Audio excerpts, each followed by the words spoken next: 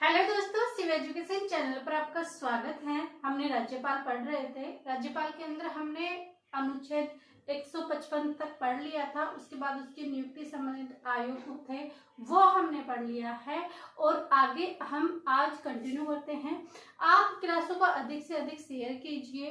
ये क्लास ही आपको पूरी सेकंड ग्रेड के फर्स्ट पेपर का निःशुल्क मिलेगा, इसलिए आपसे उम्मीद है कि आपसे कोई इस फर्स्ट पेपर का कोई आपसे पैसे नहीं लिए जा रहे हैं। बस आप सपोर्ट कीजिए और चैनल को सब्सक्राइब और अधिक से अधिक शेयर कीजिए। तो हमने पिछले क्लासों में क्या पढ़ा था? हमने देखा था कि राज्यपाल 152 से लेकर 153 से लेकर 162 तक है और 152 के अंदर है कि राज्य का क्या होगा? राज्यपाल होगा। 152 के अंदर राज्य की परिभाषा इसके अंदर दी गई है। 152 में क्या दिया गया है? इसके अंदर दिया गया है राज्य की परिभाषा। राज्य की परिभाषा दी गई है।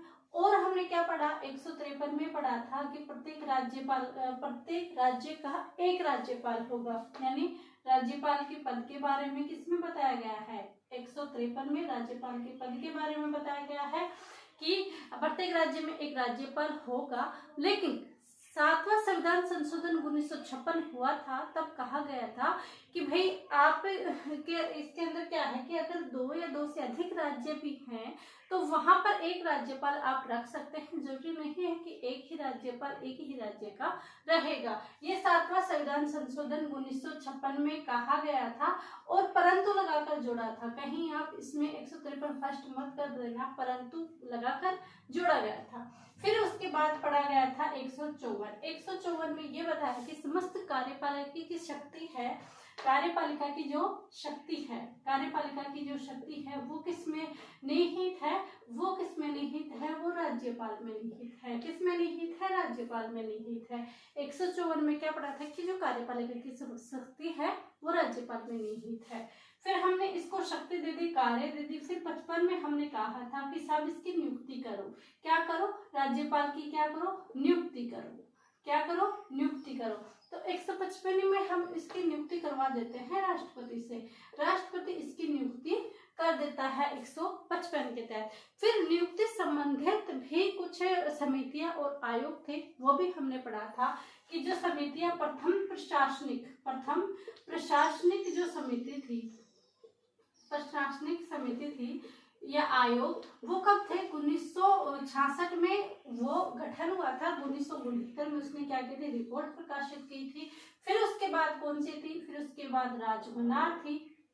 राजमनार के बाद कौन सी थी? एक वेंकटचिला थी, एक पुंछी आयोग थी। और ये सरकारिया आयोग, ये 5 इसके अंदर आते हैं। कौन कौन से हैं? प्रथम प्रशासनिक, राजमनार और सरकारिया आयोग, और एक था वेंकटचलिया और एक था पुंछी। ये कब थे? ये 5 समितियां हमने पढ़ी थी और इन समितियों का अगर हम देखते हैं कि भाई ये 1966 थी, 1969 से लेकर 1971 ये थी। फिर सरकारिया आयोग था 1983 लेकर 1987 में इसने रिपोर्ट दे दी गई थी। लेकिन प्रकाशित कब हुई थी? 1988 में ही, तो हम 88 ही सर्वमान्य मानेंगे। वेंकटचलिया जो 2000 फरवरी 2000 के अंदर अपनी रिपोर्ट प्रकाशित गठन होता है और मार्च कब?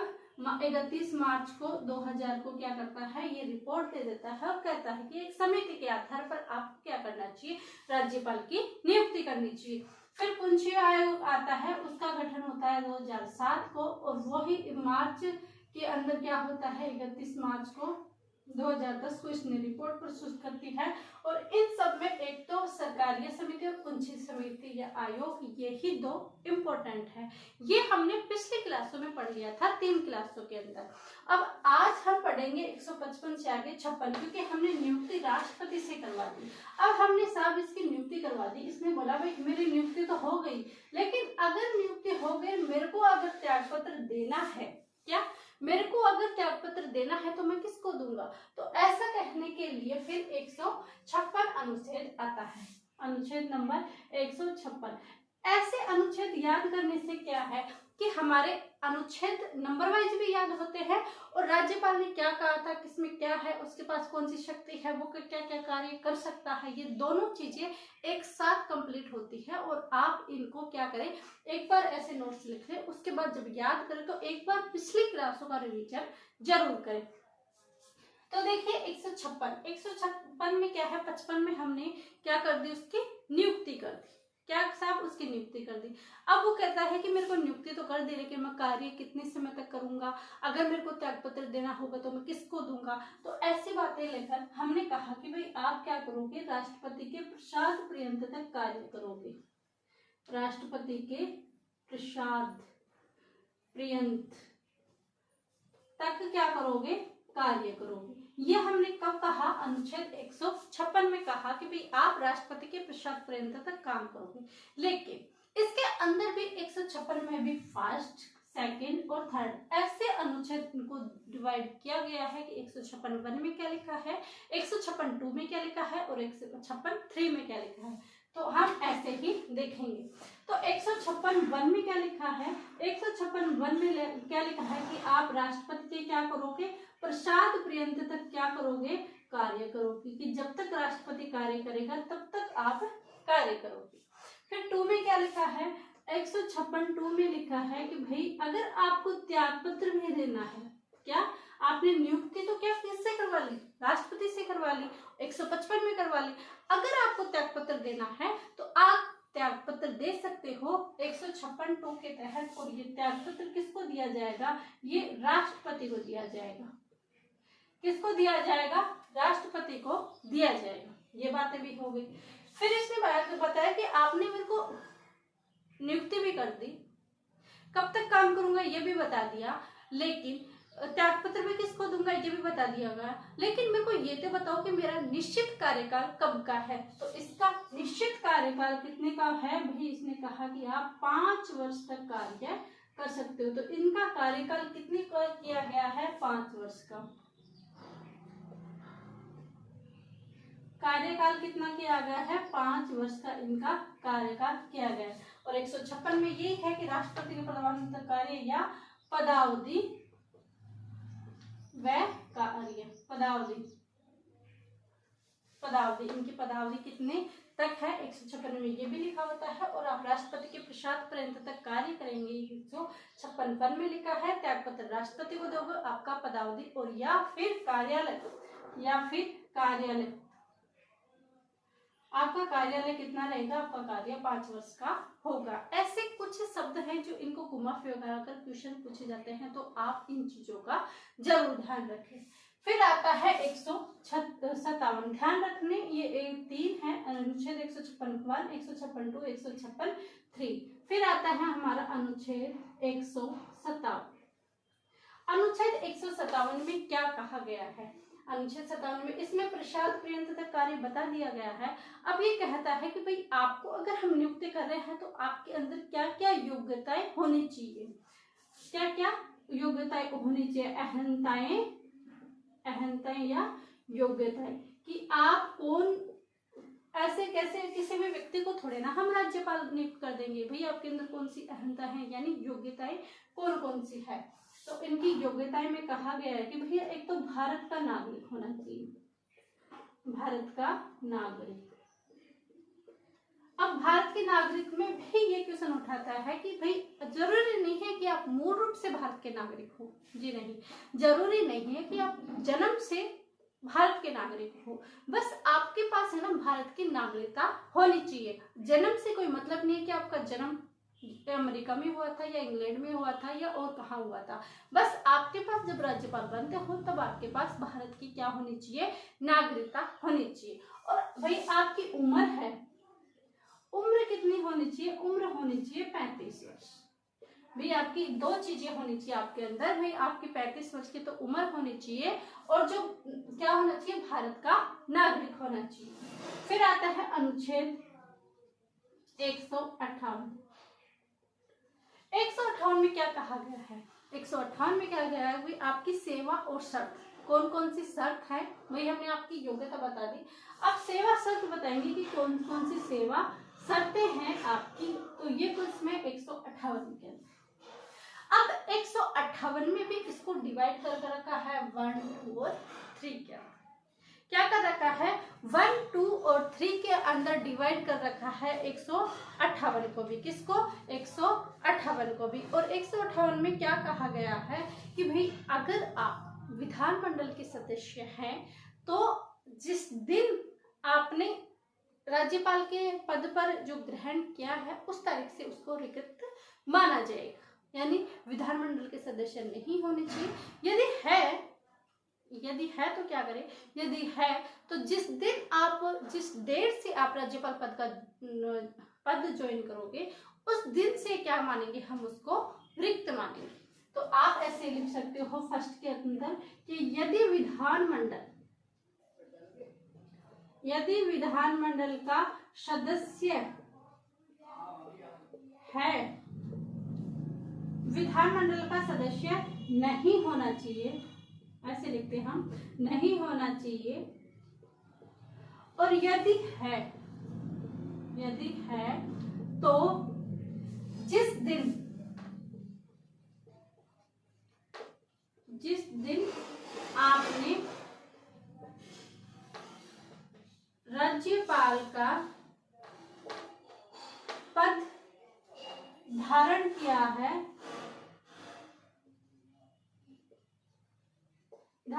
है, उस दिन से रिक्त माना जाएगा।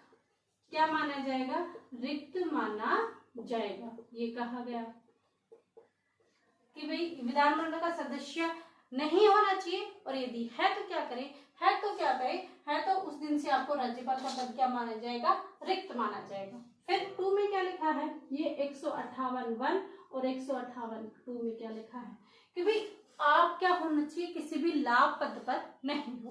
क्या नहीं हो,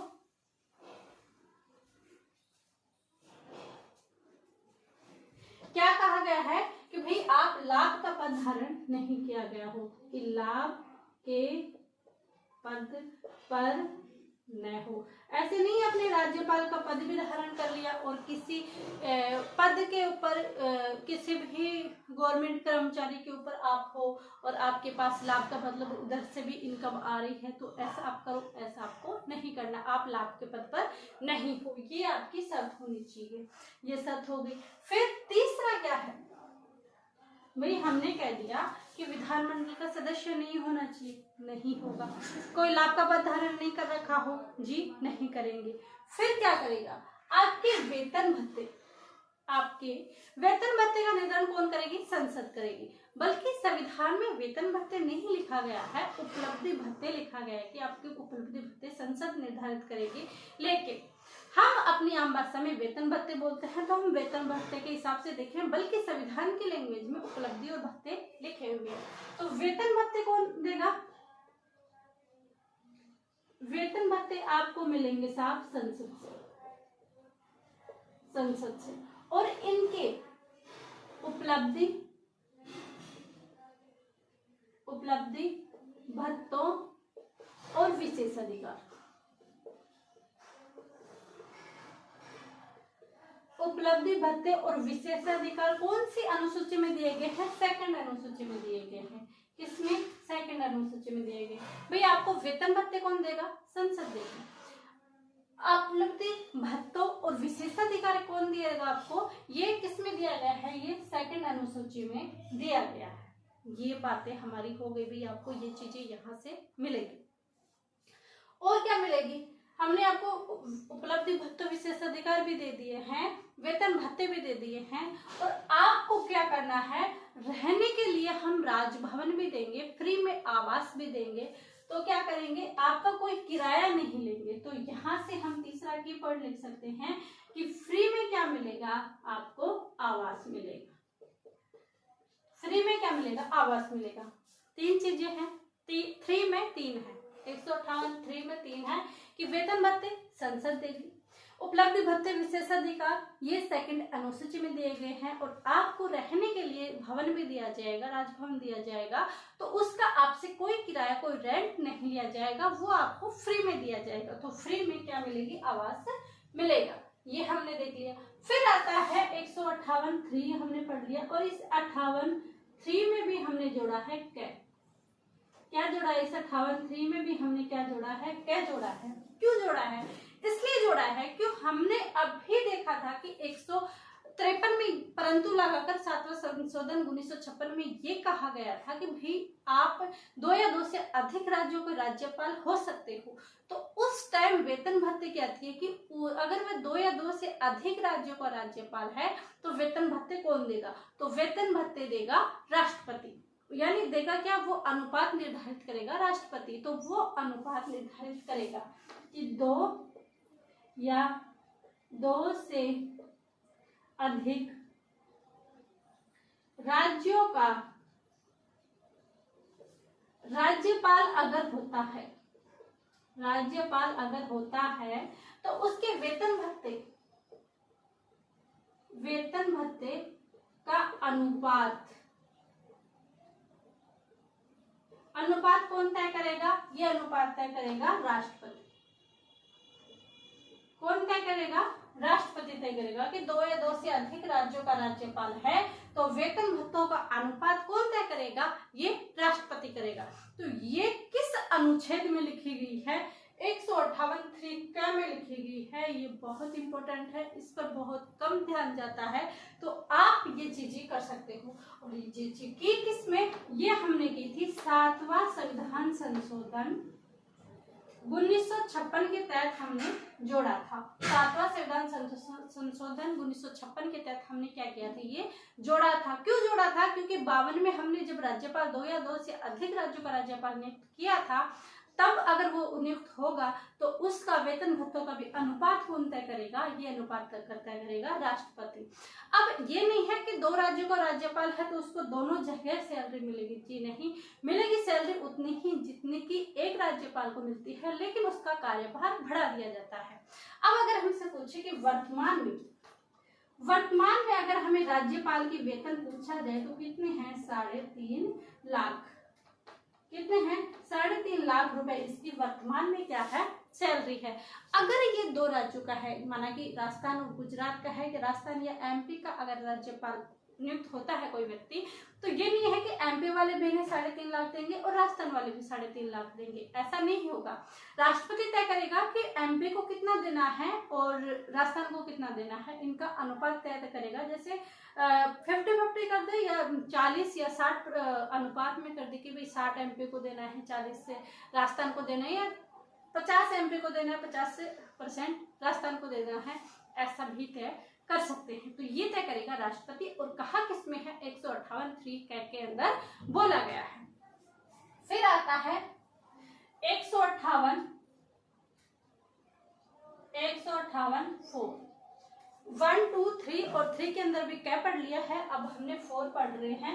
इसमें क्या कहा गया है कि राज्यपाल की पदावधि के दौरान कोई भी अलाभकारी परिवर्तन नहीं होगा। पदावधि के दौरान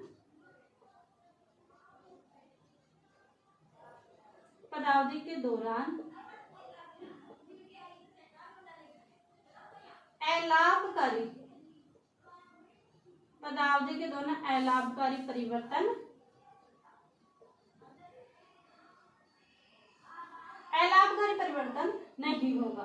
कि ऐसे नहीं कि उसका कार्यकाल के दौरान आप उसमें कुछ परिवर्तन करो, अलाभकारी परिवर्तन नहीं होगा। पदावधि के दौरान कोई भी अलाभकारी परिवर्तन उसके अंदर नहीं होगा। ये किसमें कहा गया है? 158(4) में कहा गया है। ये नहीं कि सूखा पड़ गया या कुछ आपदा आ गई, कुछ चीजें हो गई तो आप ये कहो कि भाई हम राज्यपाल को इस मंथ में सैलरी नहीं देंगे, इसमें से हमने 30% काट लिया, उसके अगले में हम पूरी देंगे, ऐसा नहीं किया जाएगा राज्यपाल की सैलरी के अंदर से। तो कोई भी अलाभकारी परिवर्तन नहीं होगा। 159 में क्या है? 159 में है शपथ। 159 में क्या है? शपथ। शपथ कौन दिलाता है? साफ शपथ दिलाता है जिस राज्य में है उसके हाईकोर्ट के जो मुख्य न्यायाधीश है। कौन है? मुख्य न्यायाधीश है। वो क्या करेंगे? इनको शपथ दिलाएंगे। अगर न्यायाधीश अनुपस्थित है तो संविधान में लिखा है कि ज्येष्ठ न्यायाधीश करवाएगा या वरिष्ठतम न्यायाधीश करेगा। तो संविधान में ज्येष्ठ लिख रखा है, ज्येष्ठ या वरिष्ठतम। वरिष्ठतम हम बोल देते हैं वरिष्ठ न्यायाधीश। वरिष्ठ न्यायाधीश क्या करेगा साहब, वाराणसी को शपथ दिलाएगा। ये हमने अनुच्छेद पढ़ा 156 राष्ट्रपति के प्रसाद यानी पदावधि या कार्यकाल। 56 फर्स्ट में है कि प्रसाद पर्यंत कार्य करेगा, और 156 2 में है कि त्यागपत्र राष्ट्रपति को देना। ध्यान रखना, नियुक्ति राष्ट्रपति करता है, त्यागपत्र राष्ट्रपति को देता है, लेकिन शपथ हाईकोर्ट का मुख्य न्यायाधीश दिलाता है, और शपथ है 159 में। फिर है कार्यकाल 5 वर्ष। अनुच्छेद अहंता योग्यता भारत का नागरिक होना चाहिए, उम्र 35 वर्ष होना चाहिए। 158 में सेवा शर्तें हैं कि विधानमंडल का सदस्य नहीं होना चाहिए, यदि है तो जिस दिन आपने राज्यपाल का पद धारण किया है वो उस दिन से क्या माना जाएगा, रिक्त माना जाएगा। फिर है लाभ के पद पर न हो, ये 2। और तीसरी है कि वेतन भत्ते संसद निर्धारित करेगी, और उपलब्धि भत्ते विशेषाधिकार का निर्माण अनुसूची 2 में है, और फ्री में आवास की आपको सुविधा मिलेगी। 158 में क्या है कि 2 या 2 से अधिक राज्यों का राज्यपाल होगा, और वेतन भत्ते का अनुपात राष्ट्रपति करेगा 7वां संविधान संशोधन 1956 के द्वारा, और इसका वेतन है 3.5 लाख रुपए। फिर है पदावधि के दौरान अलाभकारी परिवर्तन नहीं होगा। 159 में शपथ है कि हाईकोर्ट के न्यायाधीश ज्येष्ठ या शपथ हाईकोर्ट का न्यायाधीश करवाएगा, अगर यह अनुपस्थित है ज्येष्ठ या वरिष्ठ न्यायाधीश करवाएगा। फिर है 160, हम यहाँ पढ़ लेते हैं कि 160 में क्या है। 160 में है कि आकस्मिक अगर कुछ परिस्थितियां होती है राजस्थान में, तो उस समय शासन कौन करेगा, राष्ट्रपति करेगा। इसमें आकस्मिक इनकी कोई वो नहीं दे रखा है कि इसके अंदर, क्योंकि परिस्थितियां कभी भी अचानक से होती है। परिस्थितियां क्या होती है, अचानक से होती है परिस्थितियां। कोई भी अगर हमें कल का नहीं पता कि हमारे साथ क्या होता है, लेकिन कोई भी परिस्थिति होती है तो अचानक से होती है। तो इसी आकस्मिक परिस्थितियों में क्या किया जाता है, शासन कौन समझता है, राज्यपाल क्या कहता है, राज्यपाल किसको बुलाता है, राज्यपाल के आदेश के ऊपर ये हस्तलिखित करता है। क्या करता है, हस्तलिखित करता है, और हस्तलिखित माध्यम से किसको बुलाता है, राष्ट्रपति को बुलाता है, और राष्ट्रपति संघीय मंत्रिपरिषद की सलाह से यहाँ पर क्या करता है, राष्ट्रपति शासन लागू करता है। तो कब, 160 के अंदर। फिर 161 में क्या है, क्षमादान। अब क्षमादान की हम कल की क्लास में पढ़ेंगे कि क्षमा कैसे करता है। और 62 में है कि जो राज्यपाल है जो उसके अंदर कार्यपालिका की समस्त की इसमें है, राज्यपाल में निहित है। ये 162 हो गया। तो ये पूरे 152 से 162 तक इसके अंदर थे अनुच्छेद। ये राज्यपाल है, और उसके आगे कल हम पढ़ेंगे उनकी कौन सी शक्तियां हैं, कितने प्रकार की है, ये भी हम कल की क्लास में देखेंगे। वीडियो लंबा हो चुका है, क्लास कैसे लगी कमेंट करके जरूर बताएं। वीडियो को लाइक शेयर एंड सब्सक्राइब जरूर कीजिए। आप सभी का धन्यवाद। Thank you.